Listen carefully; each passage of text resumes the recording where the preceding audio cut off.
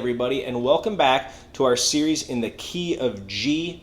Today is going to be a bit of music theory, so if you're just looking for the exercises, head to the end of this lesson. I've got all 8 exercises just recorded one time through each if you're just looking for the exercises. But if you want to get through a little explanation, stick with me here.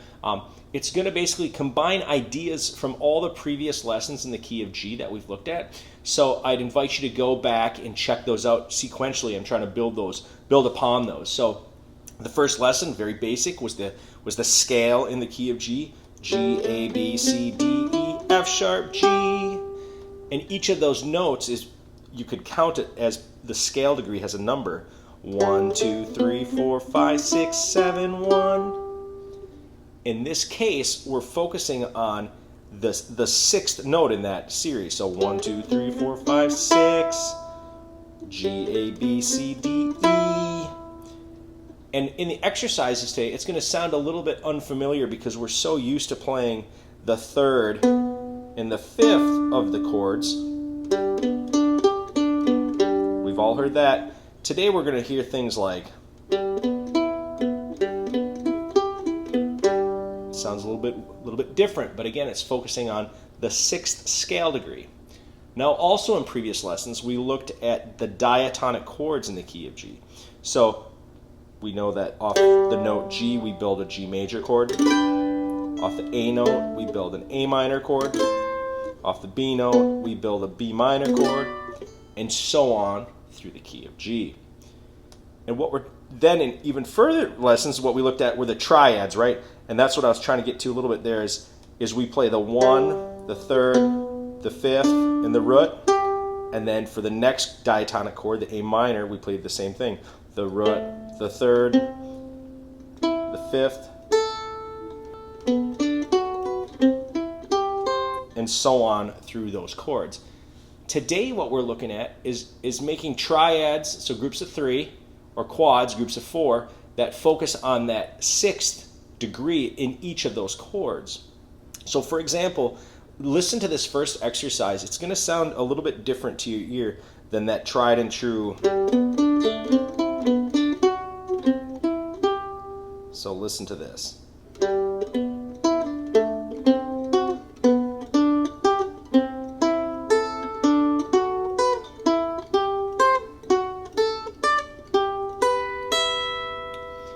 Learning these exercises is going to help us start to understand the relationship of the 6th in each of those chords.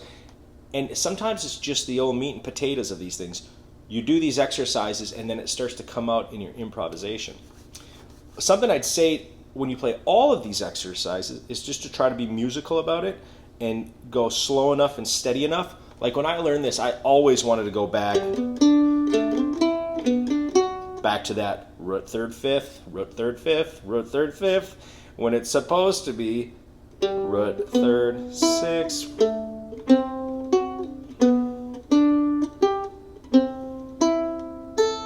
Right? It sounds just slightly different. One thing that can help both learning these and sort of making it a little bit more musical in our ears is to look at exercises 5, 6, 7, and 8. Those are groups of 4, and what I like to do in those is try to put that 6th in relationship to the 5th, which kind of helps it sound a little more musical in our minds. So, for example, root 3rd, 5th, 6th.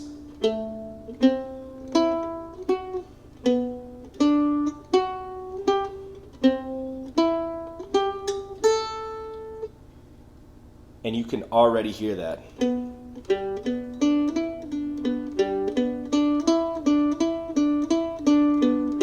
Putting the 5th and then the 6th can make it sound a little bit more pleasant to our ear.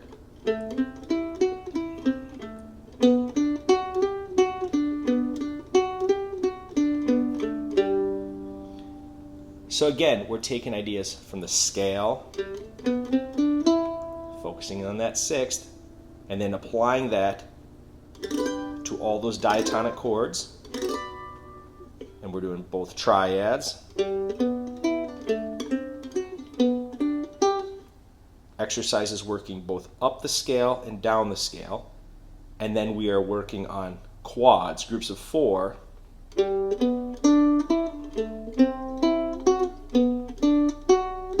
Working both up the scale and down the scale. So if you've got any questions, please send me a note on Patreon or email me at MyBluegrassRomance@gmail.com. Again, I'm going to play through all 8 of these exercises right after that. I say strive for doing it slow and steady. Strive to make them as musical as you can. If you want to play them with all downstrokes, you can do that. If you want to do alternating, that's good. If you want to, when there's the groups of 3, play that jig pattern, down, up, down, up, down. You can incorporate that. And these exercises are also set up in a way that you could play, for example, exercise 1 and then exercise 3. Like as a group, so you can sort of work your way up the scale and down the scale. Or you could play exercise 2 and then exercise 3.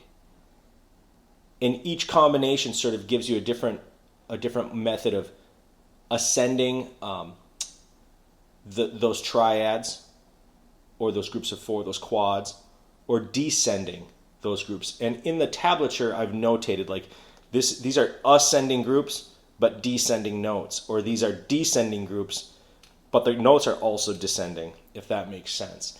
It's just giving you a bunch of different combinations, and again, they apply themselves sort of like once you've practiced these things enough and in your playing, it's helping your fingers be more dexterous. It's helping you apply musicality to like everything you play.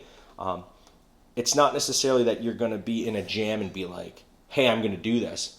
But an example I can think of is when I think I wrote a tune called Elsewhere. Right?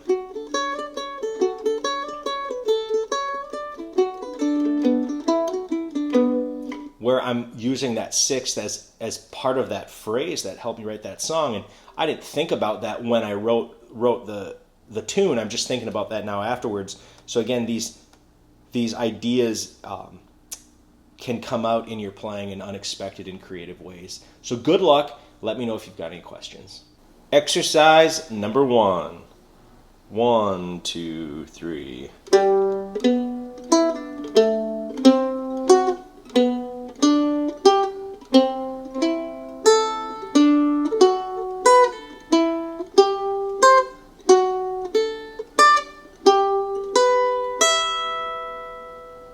Exercise number 2. 1, 2, 3.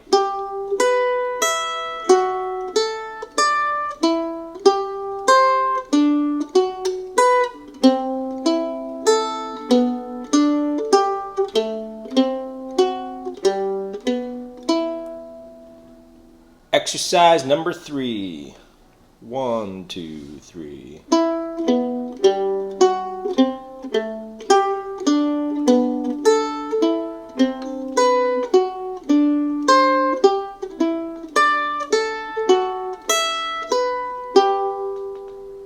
Exercise number 4. 1, 2, 3.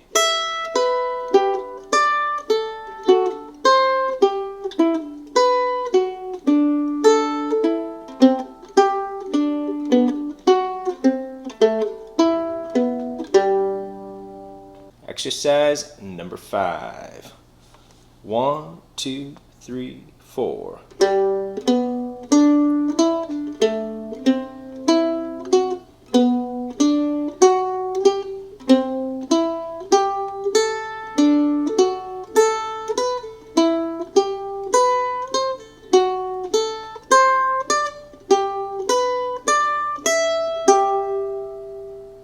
Exercise number 6. 1, 2, 3, 4.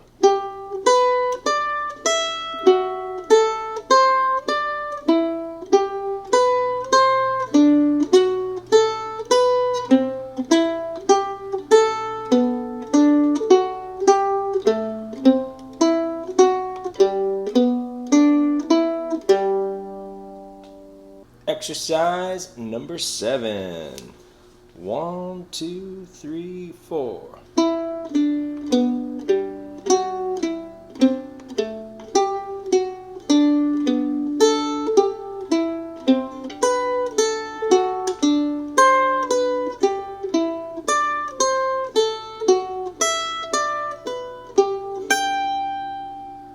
Exercise number 8.